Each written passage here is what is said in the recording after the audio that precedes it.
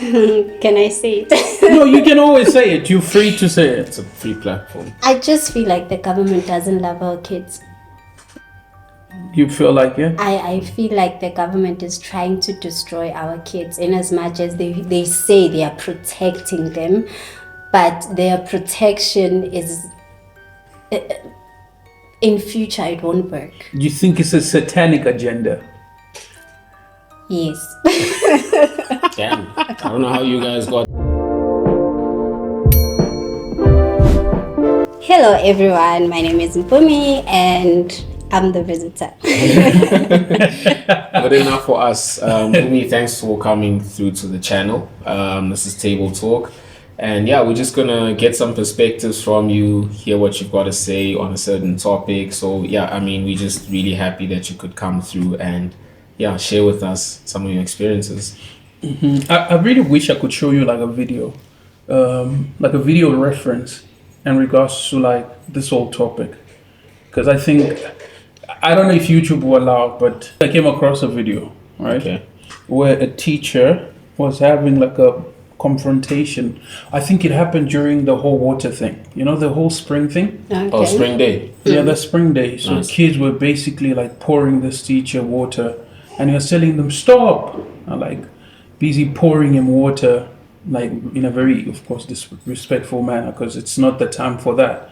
And just wanted to get your perspective. I wish I could show you that video, but just wanted to get your perspective because we're going to be talking about the whole Bella Act. Oh yeah. Yes. All right. So with that, I remember when it happened at my school, and before the day, I got students saying, "Ma'am, I'm actually going to pour you with water." And I told them, "You dare do that." And I will show you. But obviously it wasn't a matter of, threatening them or anything like that. I was just trying to set boundaries between, I'm not your friend. Yeah. We are not playing together. Yeah. Throw each other with water, it's okay, but don't include me in that. Yeah. So the next day when it happened, they saw me, and I remember they came to my class, but they were they were pouring each other with water outside the class. Okay. So they didn't pour me with water. Okay. So kids actually look at the teachers, they hold grudges, and when there's an opportunity like this, they make sure they use it. So it's a matter of us teachers knowing how to kind of handle that. Maybe before that, have the principal, the teachers, the board talking to the students to say, now the time is coming, and please, these are the rules and these are the boundaries. So teachers are not part of this, and if they are part of this, maybe just one bucket or anything or something like that. As teachers, we're going to come to the field, we're going to play with you guys. When that is done, then we all go to our separate places. You guys can continue, the teachers can stay in their classes or change or whatever. So it's just basically finding the right way to address it as the school teachers, the principals to the learners. Okay. So yeah, I think that's what I can say about that scenario. Yeah, interesting that you should say that, because when I read up about the whole amendment, right? So basically, for you guys that don't know, the Bella Act is an amendment to the education laws in South Africa. I think it's the school law of 1996 that was mostly affected, right? So different things were added, some things were taken out, some language differences would have been clarified, ambiguity taken out, whatever. But one of the things that I think kept coming up was the question of whether or not that's enough, if it's just enough to abolish one certain aspect that comes with this new act, namely corporal punishment, and whether it wouldn't make sense to have educators trained on other methods, right? You said, for example, when the kids were saying they wanted to throw water at you, you're like, don't even think about it, right? Do you think it's helpful if educators are trained or upskilled, if you will, on different ways to interact with learners and also to discipline them in a way? Yes, I think training the educators would actually make our world better. And in as much as they can be trained, at times, even with your training, it's hard to actually discipline a child, especially a child that doesn't want to be disciplined or a child that knows they are right. Remember, we know our route. We can't be disciplined at school. She's not allowed to touch me. She's not allowed to shout at me. So tell me, why should I actually behave, But with the training, it will actually help the teachers. And also, I think it would actually be way better if we could have some sort of, maybe the government saying that if the child continues with the disrespect, even we've trained you, you've implemented it in class, the child continues.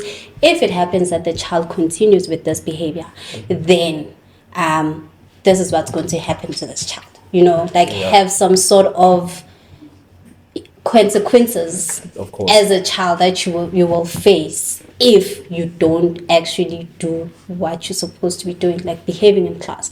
So now it's like the government doesn't want the children to face consequences, and it's and looking at it and looking at it now and in future, you're actually training like it's going to be a downfall for South Africa, because now these children are not trained in we are not allowed to discipline them, we're not allowed to beat them, we're not allowed. So how are they going to become in future?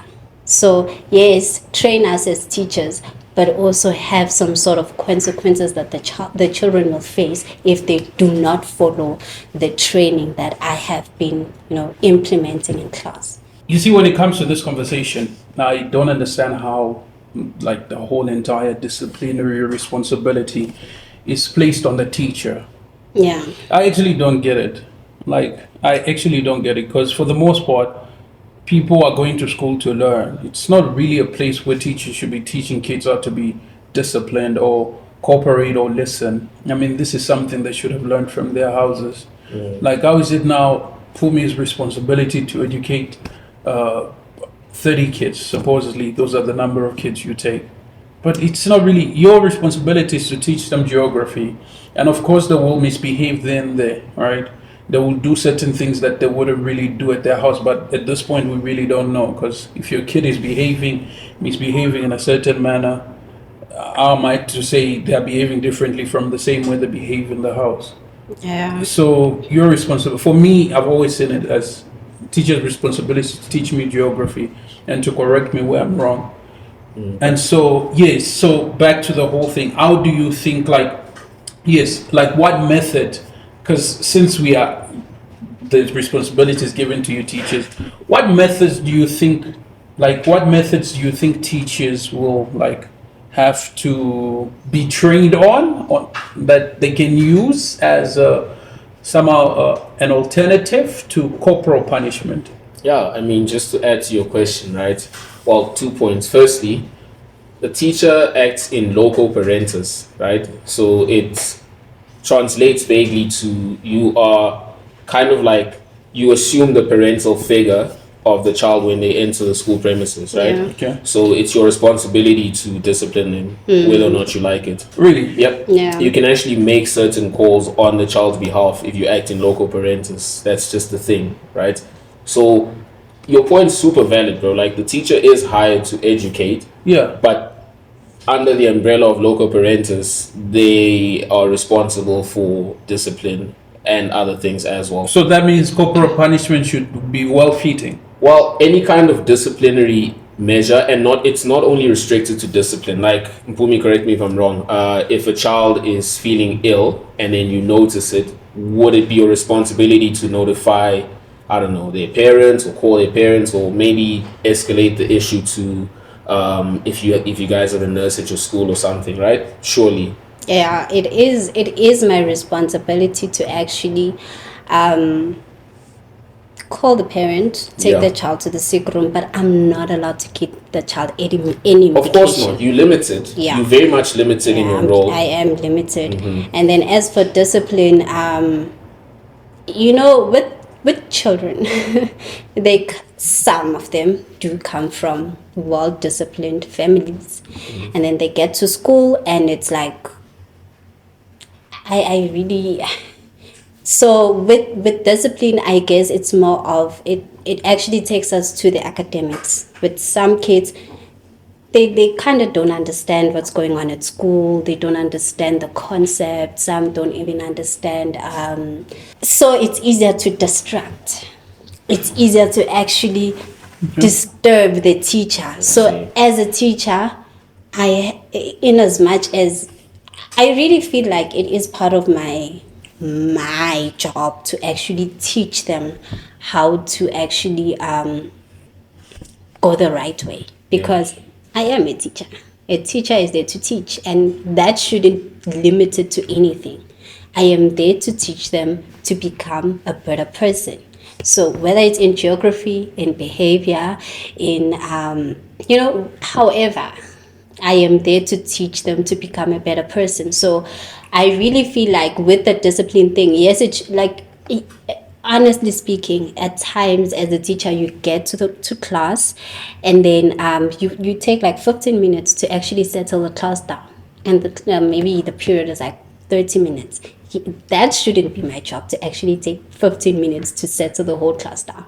But it's something that I have to dedicate myself to doing. Okay, today we took 15 minutes, tomorrow let's try and take 12 minutes. So every time I instill some sort of discipline, some sort of, it gets better. Okay.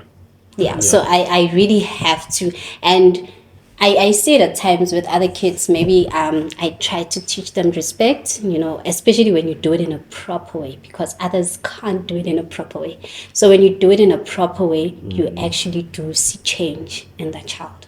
I just want to go back to what you said right now. Do it in a proper way. Because one of the things the Bella Act amends is under corporal punishment, right? It's not restricted to physical punishment, by the way. I've seen that. Right? So it's quite broad. It's actually kind of vague.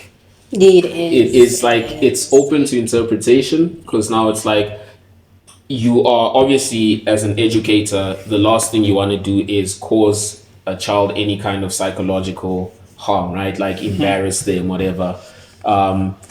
So there's that, okay? But then we are aware that teachers need to lay down the law. Like, this is how the classroom is going to conduct itself. This is what we're going to do. This is what we're not going to do.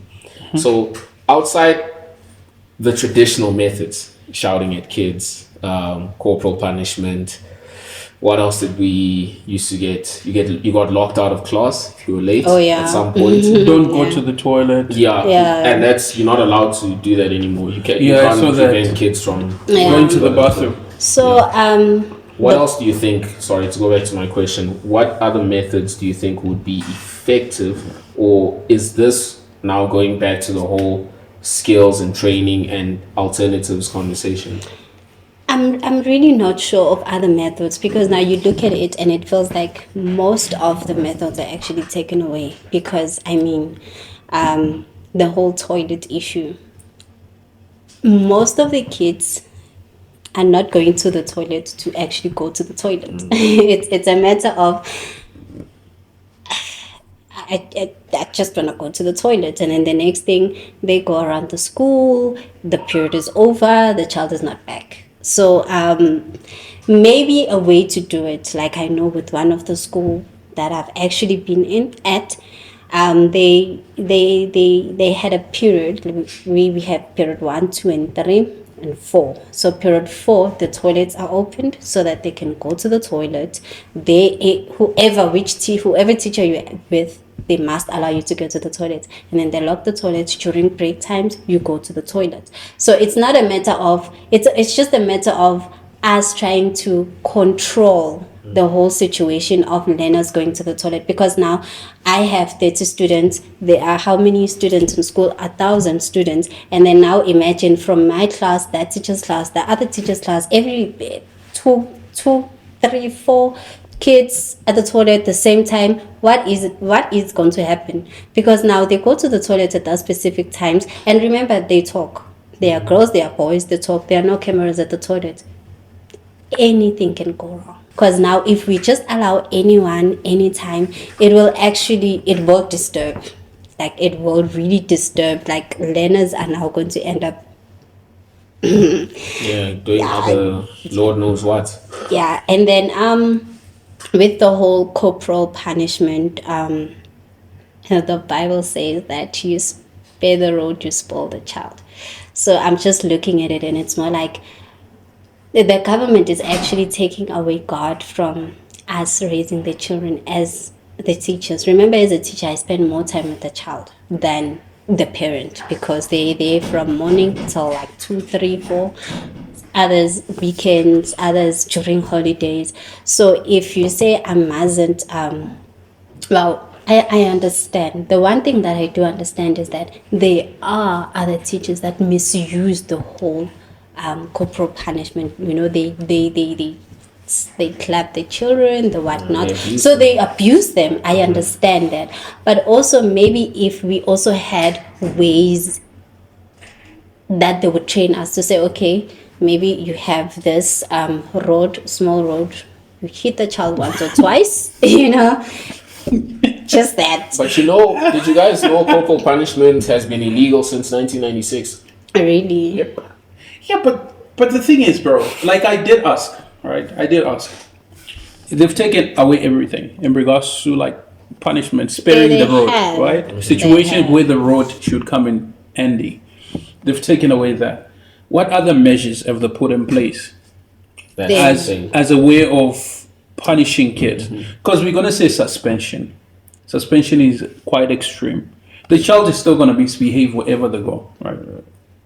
So now, like, what other methods? Because for me, it's like, because we spoke about teachers should get trained on how to deal with kids and everything like that, blah blah. But kids can drive you bananas. They right? can. So, like, what other methods are they going to put in place of that? Telling a kid to go outside, because some of us, they used to tell us outside. Outside, yeah. And if you miss what they're Class. teaching, it's your own issue. Or they would take our shoes and socks. Oh, hectic. Yeah, they would take our shoes and socks, so you have to walk barefoot, like throughout. Yo, that's Like so at least crazy. 3 or 2 periods, or after break, that's when you collect your shoes. So like that, they're gonna say, "Oh no, that's abuse." It's yeah. like a child is outside. Oh no, you're taking away his rights to learn. To learn. So it's like, what other methods? Okay, maybe just thinking about it, community service. I'm not sure if that would actually work. Maybe that might also be some sort of punishment according to the government. But okay, you've taken away everything. We can't shout, you can't take the child out. Okay, cool. Now let's do community service, and that is after school. So because during breaks, they say the child needs to have their lunch, so you can't take away their break time. So after school is home time. Maybe let's do the the community service after school. Maybe between 30 minutes of that. What if they don't show up? Like, what if they don't show up? What you gonna do? Are you gonna again say they must do community service for 2 days and they don't show up? They don't show up. Like these. What else? We have to work with parents. So now it's more of, I call the parents, tell the parents, your child has been misbehaving, we've spoken to the child, we've done 1, 2, 3, 4, 5, and then now your child now is actually going to be doing community service. And if your child doesn't do community service within this period of time, then we will suspend your child for maybe a week or so. Okay, you see, that's good. Those are good measures. That sounds very nice. You see, this is music to my ears. It's practical. I've seen it happen as well, right? Yeah. In Yeah. high school, we used to send desks. Oh, If you yeah. misbehave, Yeah. they're gonna let it go. You thinking, no, it's fine. Don't even get it twisted. You are gonna be sending desks from the time the bell rings till like 4, and you have to varnish them too. Yeah. And that's proper. that's proper. And what I like about it is that, remember, after school we do have extra curriculum. Yes. We have this, we have like that. So as a school, it's okay. I mean, most of the kids that misbehave at times, they're not even in extracurriculums. So They go straight home after they school. go straight right? home. So it's more of, no, you were misbehaving, so now serve your punishment. Exactly. And we're not hurting your feelings, right? Not at all. No. Okay, an issue or question I had around the amendment of the Bella Act, specifically corporal punishment, is how do we govern this in the classroom? Because, like, look, say you beat up a kid, right? Now, what measures are there for the child to report this, right? Because, mind you, this is a criminal offense now. You can face up to 12 months in prison or a fine, or both. Yes, So it's not even like, it's a very serious thing now.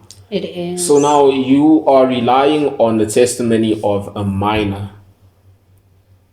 Do you see where the issue is, Yeah. right? It's not to say we don't believe kids, but now it is literally relying on the testimony of a minor.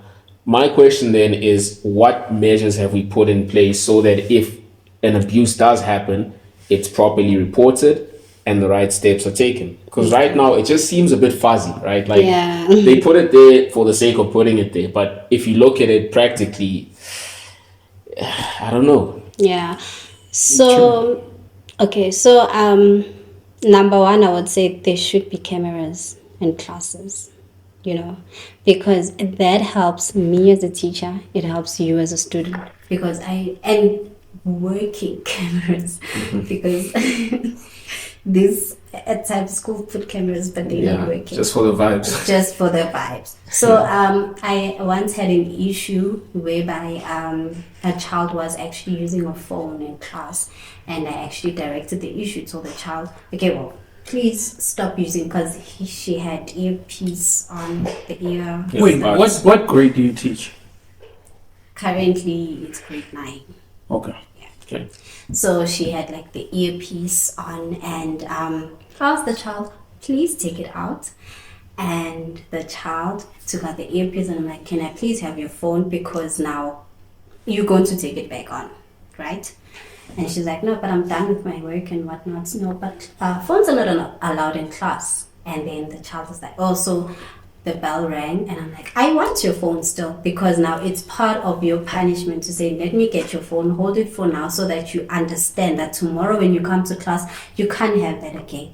The bell rang, and I was actually called to the office, and I told her, stay and until you give me your phone. So she decided to give to the friend. She started crying. She called her mother. Oh, it was if I harassed her. Like, it was more like Yeah. the situation was bad. I don't know, like it wasn't a bad situation, but she actually turned it. She started crying. She had panic attacks, because apparently she I don't know what. She's like anxious and stuff, right? So now the mother is calling the school, saying there's a teacher who's harassing my child, and so now it's a whole story. Yeah. So now I'm now called into the deputy principal's office to address the issue. Okay, I hear this is what's happening. So I tell the principal, the deputy principal, okay, this is what happened. And she's like, okay, you know what, ma'am, before we can continue, let's go to the cameras. We went to the cameras. She wanted to see if I actually laid any hand or touched the child, or anything, or how I spoke to the child. And when they saw, they actually understood, oh no, the teacher did not do anything wrong here. She said, can I please have your phone? You did not give her phone. She went out, because they saw me going out, and she asked you to actually give her the phone. And then you decided not to. Everything is on camera. So I feel like when we have a camera, it will actually work for us, for the students, for everyone there. So we went to the camera, they checked, they came back, they told the child what happened, they called the parents, they told the parent what happened. The parent actually apologized, because now the parent didn't understand what was happening. And I've spoken to the child's parent before, and she's a very intelligent child. So it was more of... She was using her intelligence to get away at the school. Yes, you see. So, and the mother was was a devilish angry. child. The mother was angry, because it was more like,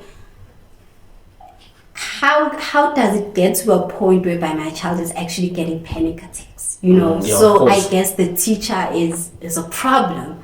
So yeah, but we fixed the issue because there were cameras. I feel like cameras do help. Yeah. So that when the procedure, like when we go and report and whatnot, we can always go back to the camera. This is where it started, this is where it went, and this is how it concluded. So camera number one, I advise, and it must be working. Yeah. Functional cameras. Functional cameras. You guys heard it Yeah. here. So now, do you think, Mpumi, like in regards to the whole educational system in South Africa, let's just touch on that. Do you think the future is bright? No. Why would you say that? I mean, obviously, it can't just be because of the Bella Act. First of all, I will include the Bella Act because number one, Bella Act says you shouldn't shout. And remember, I have 30 students. And then with the 30 students, maybe 10 are actually making noise. They say, Bella Act says I must teach in a calm way. They say continue teaching even if they are making noise. Exactly. That's the craziest thing I read. Do you how is our South Africa in future educationally actually going to be functional when I'm teaching two students, like two students are literally listening to me and they can't really hear because of the noise around. So I really don't think I feel like we are. It's just a downfall. That's number one. And then number two, teachers do have, like, the curriculum, it kind of gets crazy. Like there's just too much to teach and there's little time. So usually the teachers don't even cover some of the curriculum or their lesson plans. Because number one, the kids are misbehaving. Yeah. Number one. Number two, there's just so much to cover. And number three, I really feel like we should get more schools with handiwork skills. Technical schools. Yes, technical schools more than just a theory, because we do have a lot of learners that are actually sitting in the schools that are actually like their brain is not functioning very well because they are gifted in this building technology, all of that. So if we can get more schools like that and more government schools like that, not just private schools, Right. sorry, more government schools like that for these learners to say, okay, we have this group that will go there and then we have this group that will go here. I really think like that we would have better education because it will flow. I'm here, I teach you, you are here, you are building. It's you doing something you love, I'm doing something that I love. Okay, true. So I think if we can have more of these government schools, Then the future will be bright. then the future will be bright. And even for teachers, because now you get kids, you have to identify them. As teachers at times, especially grade 1s, grade Rs, because of the paperwork, and parents as well, they actually don't allow. Some parents fight this. You tell them your child can't continue in the school. Your child needs to go to a school that is like 1, 2, 3, 4, 5, and then the parents will be like, no, leave my child there. The child gets to grade 7 and the child can't even write a whole full sentence. So it becomes a problem. And the teacher had identified that in grade 1. Some teachers they see and they just don't do anything about it. So it's more like we just need to have that system to say, immediately you identify a child like that, let's work together as a parent, as schools, to actually take this child out of this the whole theory thingy and then to practical. to practical like that. I really feel like, because now remember they are business minded, so these will actually help this child. So I guess No, that's that. That's how we get a proper future outlook.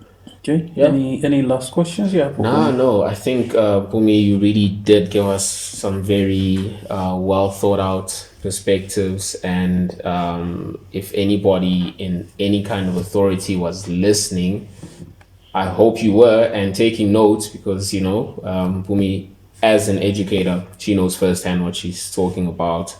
And I guess just on my side, do I think the Bella Act is terrible? It's too soon to tell because it's broad, right? It's not just like corporal punishment is one part of it. Obviously, there are things about it that would be good to an extent because it's an amendment to education. Going off of Pumi's point, the curriculum, right? I remember when I was in high school, like even the curriculum we were doing, you realize was irrelevant to that time. Yeah. Do you know what I mean? So maybe that amendment would make it a more modern curriculum to actually teach kids skills that are more relevant to now and the future. And the future. And maybe that's where these special education programs come in, hard skills, etc. But yeah. Oh, I've got a question. You got a question? Yeah, I've got one more question. In regards to the whole thing, because I mean, there are different schools. We know majority of our black parents don't believe in gentle parenting, right? Yeah. And so corporal punishment, you find it everywhere, all right? The beat throughout. Do you think the Bella Act took into consideration that in certain things, in certain environments, gentle parenting doesn't work? Do you think it? I'm gonna be a bit political, right? Political. Do you think it's liberal? There's conservative, right? Which is of course biblical. Take the rod and spank the child. And liberal is more like, no, let the child be. He's a child. So now, do you think the Bella Act is overall, I think, looking at it, liberal and not really conservative in that way? I think so. I think I really feel when I saw the Bella Act and when I saw them talking about this, I actually asked myself, do they have children? Because it's as if they don't have kids of their own, and if they do, maybe, and they are using the soft parenting, it is working for them, but maybe they probably don't have someone who has a child and who is a troubled child to actually see the difference. Because now if you sit down and actually check these things, you understand that there's a child that actually goes well with soft parenting, and there's a child that they won't. Soft parenting is just not for them. Children are different. Same in class. Children are going to be different. I do have a child that I actually say, please be quiet. And the child would be like, oh, I'm sorry, ma'am. And then the child will keep quiet. And then I'll have a child that I'll be like, please keep quiet. And he'll look at me and continue. Until I actually... That one needs... Yeah, until I'll be like, hey, keep quiet, And then it'll be like, oh, okay, how? And then they keep quiet. And then you have those ones, you'd even shout and say, keep quiet. And I was like, I'm going to do what I'm going to do. So those do actually need the beating. So with the Bella Act, the beating. I really feel like they like... They're doing the children injustice, is it? Yes, honestly speaking, I feel like... Can I say it? No, you can always say it. You're free to say it. It's a free platform. I just feel like the government doesn't love our kids. You feel like, yeah? I feel like the government is trying to destroy our kids in as much as they say they are protecting them, but their protection is... in future, it won't work. You think it's a satanic agenda? Yes. Damn, I don't know how you guys got there. I could read in between the lines. Yeah. I could read in between the lines. Yeah. Oh, by the way, religion is not allowed at school. It can't be a satanic agenda. Religion, they're taking out religion. And ever since they are kind of taking out prayers. Yeah. It's like prayers. bad. What do you mean? You're not allowed to pray in public schools anymore. You School can't prayer. really pray. Yeah, Remember when we were young? You can't pray like. No, like remember in assembly how you'd have No, you can't. They don't Like do that anymore. now it's not. I know a school whereby prayer. Life orientation, freedom of religion, freedom of expression. Where did that go to? No, but that's the point, right? Because traditionally we pray to God. Like, you know what I'm saying? It would be a Christian prayer. Yeah. So life orientations, like, not everybody is Christian, so we can't really be institutionalizing this thing. So you're not allowed to do school prayers anymore. So no, that part I actually do understand, because you need to be inclusive to the Hindu, the Buddhist, and everybody. Yeah, that's okay. But is there a place for prayer, like Christians to exercise their religion in school? There's no place for religion in school anymore. You could be Muslim, Jewish, Hindu, Christian. No. Mpumi. No, I promise there's no place for religion anymore. There is no place for religion in school anymore. With most of the schools, they don't do that, bro. But then there are some schools whereby it's like, oh, we hear what you're saying, but we will, obviously because honestly speaking, prayer does kind of give us that protection, and it does help our children.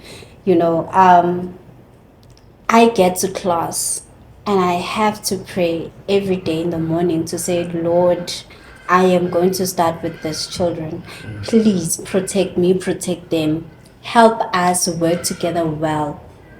And then I remember even in exams, they would ask me to pray for them. Because they understand, I feel like they do understand that prayer helps. And it's important. But now because the school, they are taking out prayer in the school. So now it's like, so there's a school I know, if any religion is allowed, if you Sangoma, come, do your Sangoma things, go. Christian, come, do your Christian things, go. Muslim, come. Anything is allowed. And now we are mixing everything, and there is a lot of confusion when it comes to that, because now everything is just mixed. Okay. Okay, no, I actually do get you. I get you on that part.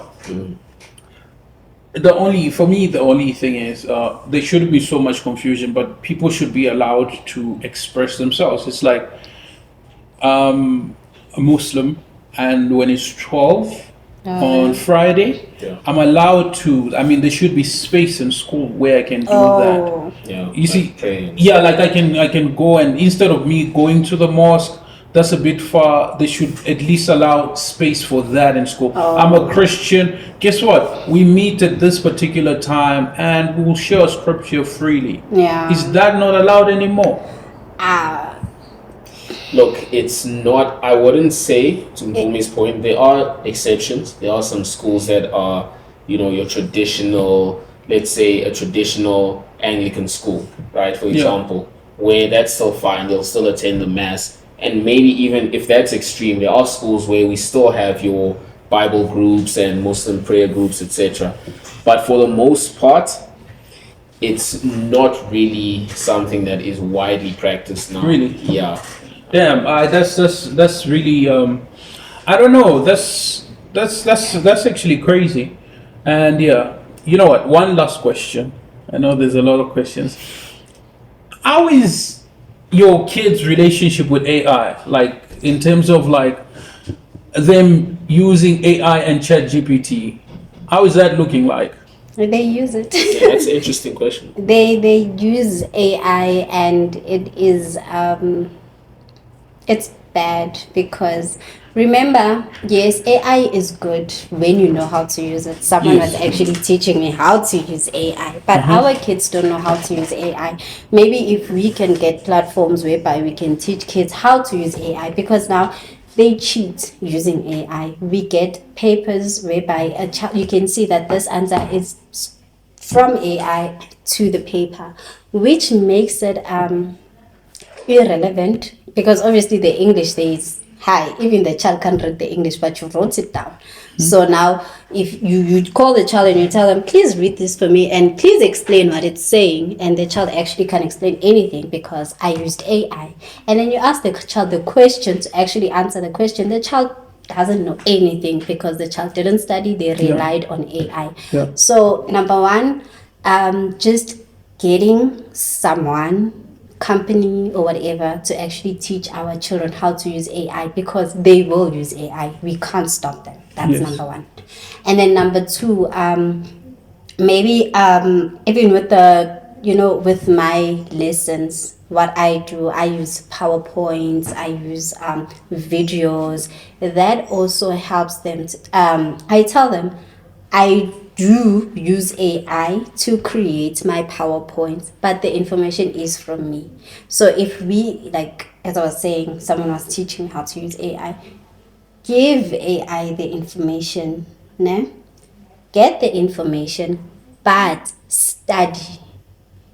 Get whatever that AI is saying, maybe from there, try to actually put it in your own words, try to study, I don't know, just let AI give you the concept of what's happening, but not, The overall thing. let it not be the overall thing, because now if it's the overall thing, then our kids will actually get 100%, and then they'll get to university and it's like, actually to workplaces, because even in university they'll still use AI. They'll get to workplaces and it's like, When I use AI, ChatGPT. Yeah, but at work How do I do Excel? we use AI at work as well. no, look, remember at work you have to know. You have to engage. You bro. have, yes. So it's, yes, you can use AI, but still, I need to see you.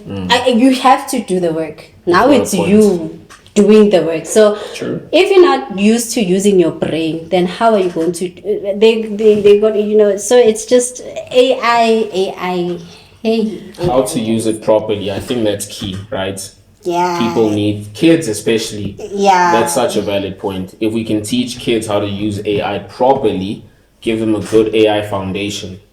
Just That'll be teach amazing. them how to think, because I Yeah. think we can't even think anymore because of AI. Because I saw this very thing, yeah, where teachers were like putting in like things into the AI, because they'll give kids the homework and everything, then they'll just drop it into AI, let AI answer everything for them. So teachers will put like the right, what is this, then they put Billie Eilish somewhere there. So AI will read that and will just include Billie Eilish music in that. So when the kids, and then the thing is, teachers see, Billie Eilish, oh my God, Billie Eilish music, okay, cool. They find out it's AI. That is so funny. It's crazy. Yeah. So I'm like, how do you, what measures have they given you guys to counter that, to know, besides the reading of the big words, English and everything? What other measures do you guys, what tools do you have to to detect this is really AI this child is using? So far, because we are not electronically right now. Oh, okay. Remember, they write the test. Oh, so okay. you know your students. You know what you can get from your Okay. student. Like if you get to know me, you will know exactly what you can get from me. Like the level, the capacity. You will know So if now the child comes and now the answers are all, then you say that. Yeah, AI. So as I said, we got a lot of exams, which obviously they were copying AI answers. Yeah. So we were able to pick that up just by reading, because with us we are not there yet. Oh, you're not digital yet. Yeah, we are Okay. still, we are doing it the old school way. Okay. So just by reading the child's answer, you can tell. That it's AI. And you see the name, it's Usban, okay, this one.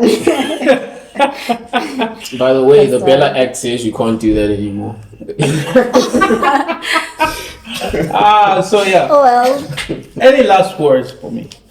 I think my last words would be okay. Well, I don't think we spoke about this, but um, number one is actually parents. We need to check the child's ability when it comes. Okay, well, check the child's homework, check the child's test, exams, and then just check your child randomly. Ask questions. Look at the books. Ask questions.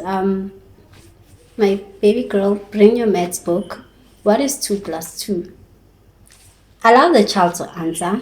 Most parents will be shocked at what their children Exactly. did. And then look at their report, look at what they are giving you. Then you will see, is it the true reflection of my child's results or not?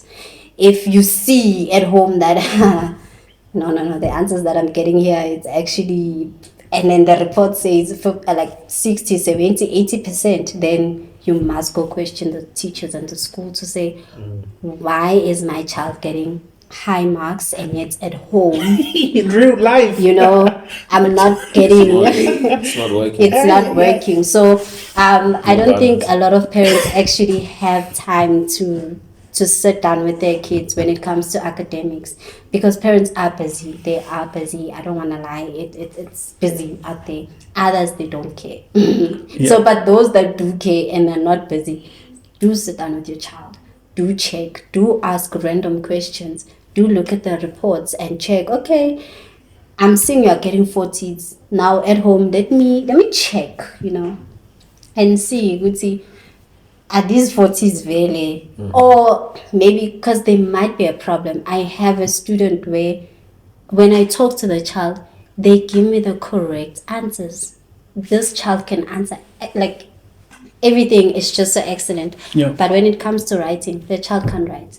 The child is getting extremely low marks. So you see, it's more like, okay, now we have identified the issue. The child actually can't write. What is the problem? Should we go back to actually teaching? The child is in grade 9. Should we go back to teaching the Wow. basics, A, B, C, D, E, F, G? Because the child is intelligent. It's just that when it comes to writing. So now what I did was that with the other assessments that I gave the child, I would make him sit down with the friends so that he tells the friend what the answer is. Okay. The friend writes for him down.